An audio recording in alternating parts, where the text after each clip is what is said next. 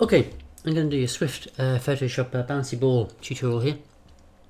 Photoshop is a good program for showing the sort of simple dynamics of animation, and mostly because it's not overly complicated, because it's designed for image manipulation rather than animation, so the functions within animation are quite simple. Also, most people have got a bit of an understanding of Photoshop, so it's nice to have a bit of familiarity here. So if we go to create new, what it normally defaults onto is actually a print document, and what you want is a film and video document, HDTV 1080 or 1920 by 1080 there on the pixels, and that defaults onto 72, which is the standard DPI or dots per inch for a video document. Okay, so we create that. Now you can see there's all sorts of guides flinging around the document here. Not something that we necessarily usually need, but we are going to use them just as a sense of getting some horizontal and vertical alignment. So let me just kind of walk you through a little bit of this. What you'll probably have actually is you probably won't have the rulers visible as you go into it, so let me just turn those off. So you'll probably have something like this. Now if I take the move tool here, the first tool on the toolbar, you can see that I can grab those and manipulate them, move them around. Okay, so we're just going to have one about there, it's going to be the ground, and one in the middle, which will give us a direction to be able to draw along.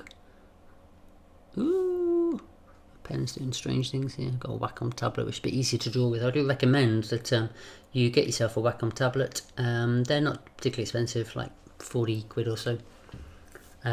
Much easier drawing with a pen rather than a mouse. Man was never designed to draw with a mouse. So if you ever want to turn off your guides, you just go to view, clear guides will get rid of them completely. If you go to show here, and there's a tick box, so the minute there's tick because they're on, if you want to do, just make them visible like so. So let's just bring those back on, view, show, guides. Okay, so at the minute we have just have one background layer which is static. It doesn't have any time sense attached to it at all. What we want is a layer down here on the timeline. Okay, so the way that we do that is we go to layer, video layers, new blank video layer, like so. Okay, so for instance, if I was to take the brush tool here and do a quick drawing. That's a rocket, by the way. Awesome bit of drawing, as you can tell. If I scrub through here, yeah, you can see it disappears, yeah? So that drawing is only visible on that part, that time, within the layer. Okay, so let me just take that through, just to get rid of that. Come to the eraser tool, scrub that out. Okay, now we're actually on 29.97 frames per second, which is extremely intense for drawing on any human ability. What we want really is to work on twos. Now to work on twos, you'd really be looking at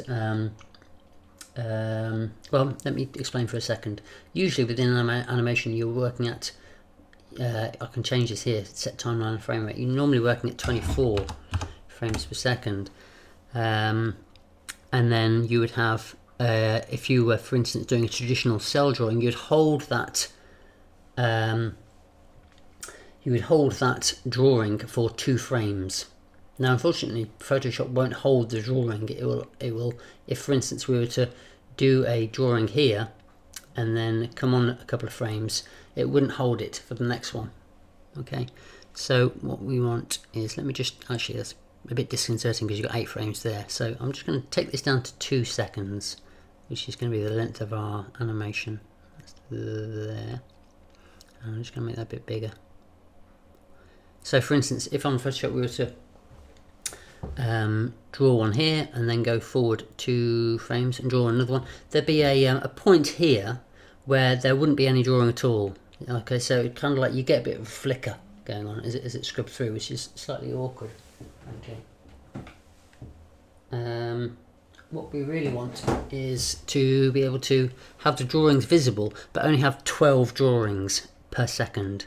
Okay, so I'm going to change that frame rate again to 12 frames per second. Set timeline frame rate to 12 frames per second. There we go. Okay, so now if I was to go into the first frame, and I'm actually going to take that one of those guides and take it up to the halfway midpoint. There we go.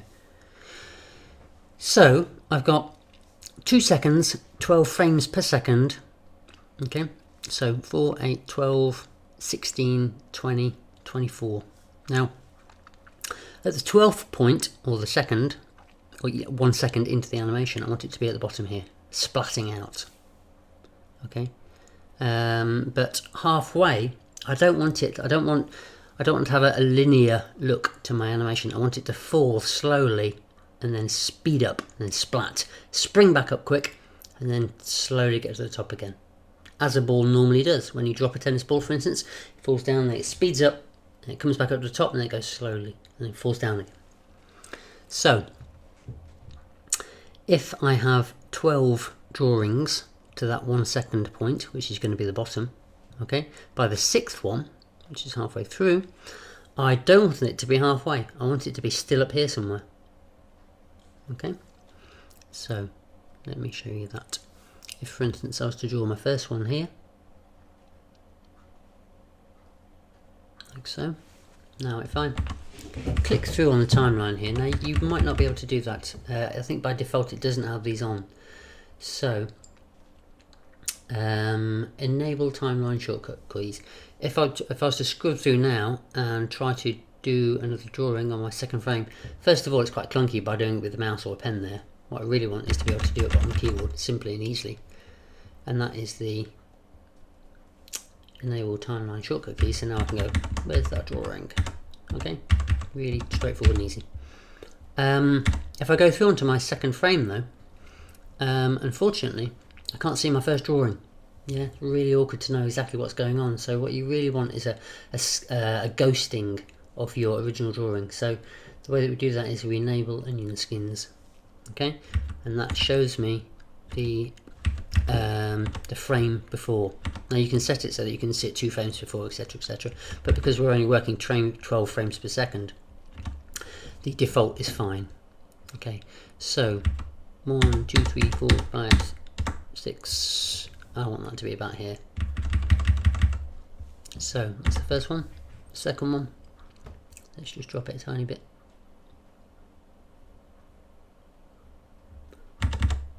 Oh.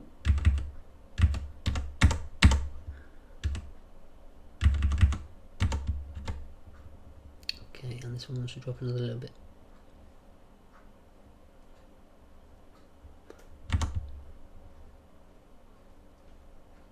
So slowly coming down, falling through the sky. Just trying to bring it down a little bit more each time. And I'm going to start to thin it out a tiny bit.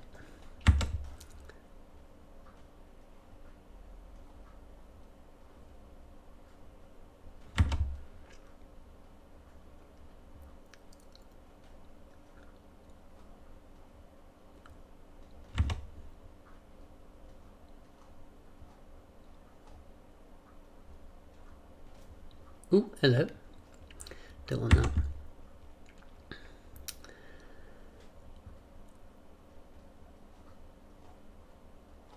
Okay, so it's thinning out, it's being stretched by gravity and friction.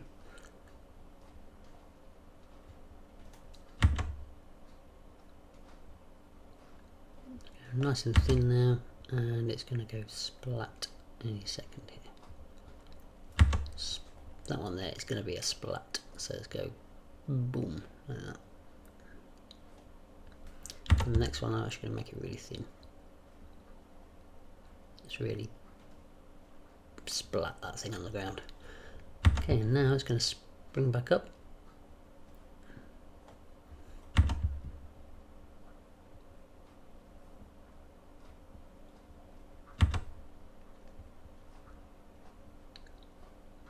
Let's overlap a little bit at the bottom there. Overlap a little bit more.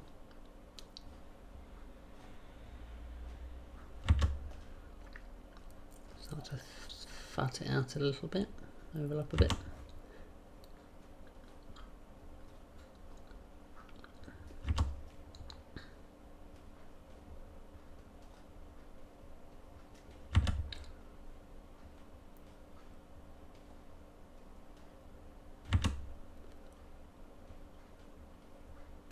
There we go, back to the top.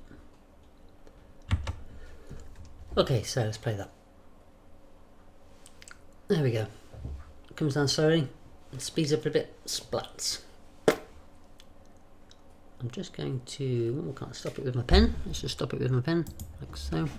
I'm just going to turn off those onion skin settings because it's a bit fussy. So enable onion skins, turn it off. Let's go back to the beginning and then play it again. There we go, that's better. Okay, so Animation 101, bouncy ball. You have a go.